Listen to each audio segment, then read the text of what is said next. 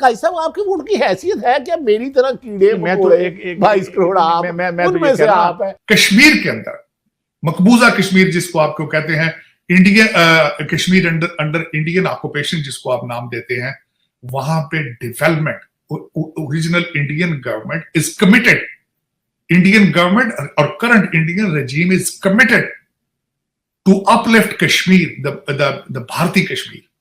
और उसका सबसे बड़ा नुकसान आपको यह होगा जब आपके कश्मीरी वहां देखेंगे दूध की नहरें, तो फिर आप क्या करेंगे?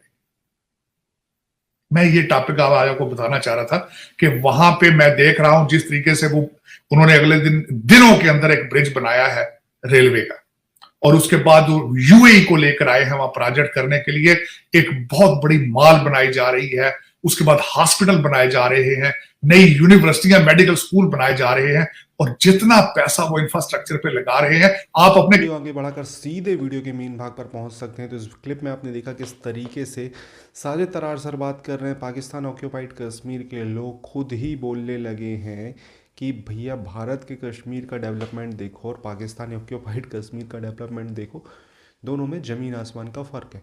पहले ये पूरा वीडियो देखते हैं, वीडियो के बाद करते हैं।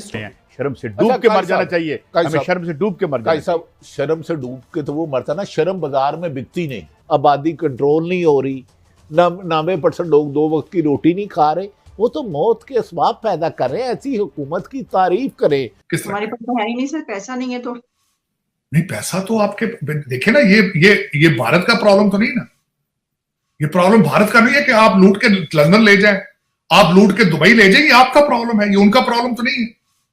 उनके मैं मिसाल देता हूं, पाकिस्तान ने इसको कंडेम किया है, जो स्टेटमेंट आई है दफ्तर खारजा की तरफ से बड़ी सख्त, बहुत नाराजगी, और कहा गया है कि ये जो करवाया जा रहा है क्योंकि यूएन की रेजोल्यूशन है वगैरह वगैरह, तो इसलिए कंडेम करें उसको। तो सर क्या इस बिना पर आप समझते हैं कि इंडिया रुक जाएगा?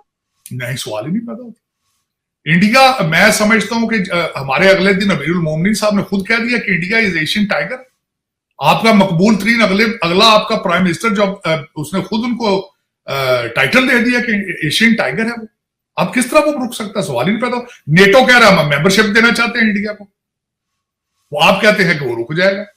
वो तो लार्जर देन एशिया हो चुके हैं इस वक्त। मैं सबसे बड़ी आपको बात बताना चाहूंगा, बल्कि जो आज की, अभी मैं आपके सेगमेंट से पहले, मुझे शौक है ये कि देखूं अमेरिका क्या कर रहा है, दूसरी दुनिया क्या कर रही है, मुझे तो शौक इन चीजों। इस वक्त क्या हो रहा है फिलीपीन के अंदर, वो मिलिट्री एक्सरसाइज कर रहा है अमेरिका, सबसे बड़ी, ताइवान के हवाले से। और उसके बाद मैं आपको ये भी बल्कि बताना चाहूंगा कि जो सबसे वरीसम चीज है इस वक्त पाकिस्तान के लिए, 2 पॉइंट में बताना चाहूंगा। सबसे पहले यह है कि इस वक्त सैटेलाइट से सेकंड बाय सेकंड खबर चाइना की वॉच करके अमेरिकन जो है वो इन्फॉर्म कर रहे हैं, इंटेल शेयरिंग कर रहे हैं भारत के साथ। और उसके बाद जो इस वक्त ईरान और सऊदी अरेबिया का जो ये एग्रीमेंट हुआ है चाइना के अंदर, आपके लिए नुकसानदेह ये हुआ है कि आपकी इंपॉर्टेंस खत्म हो गई, आपकी वैल्यू खत्म हो गई। पहले सऊदी अरेबिया, अब 2 लोग जो हैं वो 2 कंट्रीज आपको बिल्कुल दूसरी नजर से देखेंगे। सऊदी अरेबिया पहले आपकी वैल्यू करता था, आपका बॉर्डर ईरान के साथ था, आपको जब पैसों की जरूरत होती थी देते थे आप। अब उनके रिलेशनशिप उनके साथ ठीक हो जाएंगे, वो आपकी इंपॉर्टेंस खत्म हो जाएगी। दूसरी ग्वादर की पोर्ट थी आपकी, चाइना को आपको जरूरत थी, अब ईरान के साथ रिलेशनशिप ठीक है उनके, बेहतर हो रहे हैं, अब वो गारंटर हैं, आर्बिट्रेशन कर रहे हैं उनकी, अब वो ईरानियन पोर्ट्स भी यूज कर सकेंगे, आपकी ग्वादर की पोर्ट की भी इंपॉर्टेंस कम हो जाएगी। तो ये देखना चाहिए। लेकिन आप दर हकीकत आपके तो इश्यूज कुछ और है। मैं अब छोटी सी मिसाल दूंगा आपको। यहां पे इस वक्त स्प्रिंग इसको कहते हैं, स्प्रिंग मीटिंग्स चल रही हैं आईएमएफ की और वर्ल्ड बैंक की।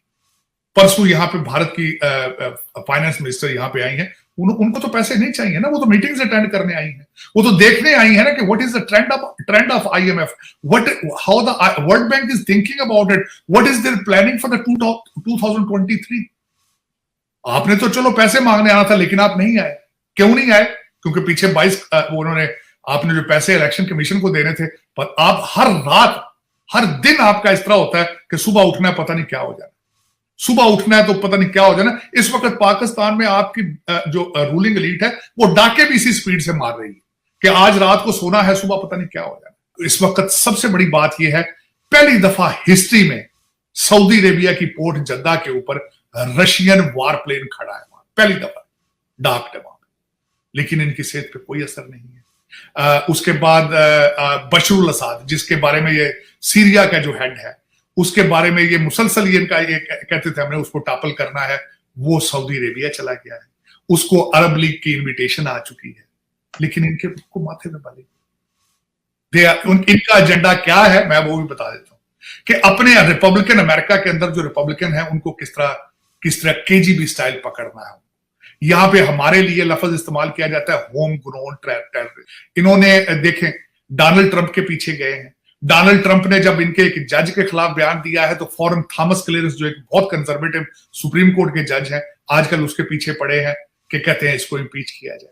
तो दर हकीकत जब आप, मैं एक अर्ज करना चाहूंगा जो मेरी पिछली स्टडी है पॉलिटिकल साइंस की और हिस्ट्री की, जब भी सुपर पावर्स डिक्लाइन में जाती हैं तो एक्सटर्नल थ्रेट्स नहीं होती, इंटरनल थ्रेट्स होती। तो this is what is going on. America is going through the अंदरूनी इंतशार within itself. Americans, they are losing faith on democracy. Americans, they are losing faith on the institution of election. So these are the issues right now they are facing. और दूसरा मैं ये जिस तरह बता रहा हूँ, डोनाल्ड ट्रंप साहब ने तो स्पीच में प्रेडिक्ट कर दिया था आज से हफ्ता 10 दिन पहले भी कि अगर वो प्रेसिडेंट होते तो रशिया और चाइना को इकट्ठे ना होने देते। इस वक्त 2 super powers versus 1 super power which has no clue what is going on.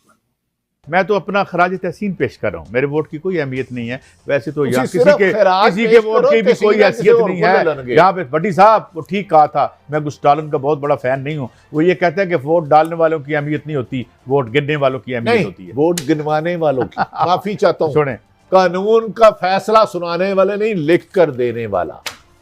साहब तो हर चीज मैंने का कल है। रिक्वेस्ट की थी बिलावल भुट्टो साहब से, आप मेरे लीडर हैं, हमारी लीडर की फर्जंद अर्जमंद भी हैं, आप ये हमारे अपने काउंटर पार्ट तुर्की से पूछें कि चलें हमें तो टीका लग गया, हमारे टिकट वगैरह, ये क्यों पाकिस्तानी सिटीज़न जो है वो ट्रांजिट पे भी पाँव नहीं रख सकता वहाँ पे, ये हमें पूछ के बताएं और अपने अवाम को कहें कि खुदारा अब आप क्या ये कुछ सिलसिला शुरू होने लगा है, हमारे पर खुदा न खास्ता कुछ सेंक्शन है या ये उन्होंने अपने तौर पर इंडिविजुअली किया है। It is your duty and job, the state page you for your job, and ये आपकी जॉब है कि हमें बताएं कि हम जो है बाहर हमारी हम टिकट लेके जाते हैं, हम वीज़ा लेके जाते हैं, तो ये क्यों है, ये किसकी वजह? बड़ी साहब ये हमारी वजह से है, ये हमारी ये रूलिंग इशराफिया की वजह से हमारे साहब बातें तो ऐसी भी आ रही हैं, रा और सऊदी अरब की खुफिया के दरमियान कोई अहम हुआ हो गया है, पता नहीं, मैं नहीं कहता हो रहा नहीं हो रहा, लेकिन आपका हाल ये है कि आप सिर्फ और सिर्फ मौजूदा मीडिया को क्रैश करने और अपोलोजी।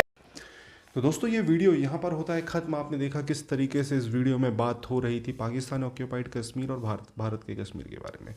आपने हाल ही में अगर पाकिस्तानी यूट्यूबर्स जो भारत में काफ़ी फेमस हैं, लोग उनको बहुत देखते हैं, उनकी पाकिस्तान ऑक्यूपाइड कश्मीर को लेकर जो उन्होंने वीडियोस डाले, जो वहाँ के लोगों का रिएक्शन देखा, वहाँ के लोगों से पूछा कि आप बताएं कि किस तरीके से भारत के कश्मीर के लोग रह रहे हैं, तो उस रिएक्शन को देखते हो आपको समझ में आ जाएगा कि वो वहाँ के लोग कितने परेशान हैं। इवन वहाँ के लोग ये इस तरीके की बात कर रहे हैं कि अगर उनके पास वोटिंग का राइट्स मिले, पाकिस्तान, इंडिया या कश्मीर एक अलग देश, और कश्मीर अलग देश में अगर ऑप्शन नहीं रहता है तो वो इंडिया के साथ मिलना पसंद करेंगे। वहाँ के लोग ऐसा बोल रहे थे वीडियोज़ में, तो आप समझ सकते हो कितनी बड़ी बात बोली। यानी वो डेफिनेटली अब पाकिस्तान ऑक्यूपाइड कश्मीर, पाकिस्तान में जो हालत है उससे वो परेशान हो चुके हैं। अब उनको कुछ समझ में नहीं आ रहा है कि वो करें तो करें क्या। तो आप देख सकते हो इस तरीके के हालात रहेंगे तो मुझे लगता है कि कुछ दिन में पाकिस्तान वैसे भी टूटने वाला है। कितने दिन और सर्वाइव करेगा, कितने दिन सर्वाइव करेगा? आटे के लिए लोग जान दे रहे हैं, तुम्हें लोन मिल नहीं रहा है, एटम बम तुम्हारा जो है उस पर भी तुम समझौते करना शुरू कर चुके हो, तो ऑब्वियसली कुछ दिनों की बात और है, और कुछ दिनों के बाद आप कुछ ना कुछ ऐसा होगा जो अक्सर ऐसे देशों के साथ होता है। तो हमें तो उस दिन का इंतज़ार है। अब साजिद तरार सर जो बात कर रहे हैं, साजिद तरार अमेरिकन पाकिस्तानी हैं, अमेरिका में रहकर काफ़ी आपने इनके वीडियो देखे होंगे, इंडियन मीडिया पर भी आते हैं, तो इनकी बात पर आपकी क्या रिएक्शन है? कमेंट बॉक्स में अपने सुझाव जरूर दीजिएगा। भारत में आपको पता है कि श्रीनगर में कुछ ही दिन में G20 समिट की कुछ मीटिंग्स होनी है, जिससे दुनिया को क्या मैसेज जाएगा? ऑब्वियसली दुनिया को जो मैसेज जाएगा पाकिस्तान उससे खुश नहीं रहेगा। पाकिस्तान का जो प्रोपेगेंडा है, पाकिस्तान दुनिया में ये बताने की कोशिश करता है कि यहाँ पर कश्मीर में ये हो रहा है, कश्मीर में वो हो रहा है, कश्मीर में इंटरनेट बंद है, कश्मीर में बंदूक की दम पे सब कुछ हो रहा है। तो वो तो टोटली गलत साबित हो जाएगा। इंडियन गवर्नमेंट जिस तरीके से सेटअप बनाती है, इंटरनेशनल ऑर्गेनाइजेशन को आने नहीं देता है कश्मीर में भारत, अब सीधी G20 की मीटिंग हो रही है, तो ऑब्वियसली दुनिया को क्या मैसेज आएगा आप समझ सकते हो। दोस्तों क्या कहना है इस टॉपिक के बारे में, प्लीज़ कमेंट में अपनी राय दें, चैनल को सब्सक्राइब करें। जय हिंद।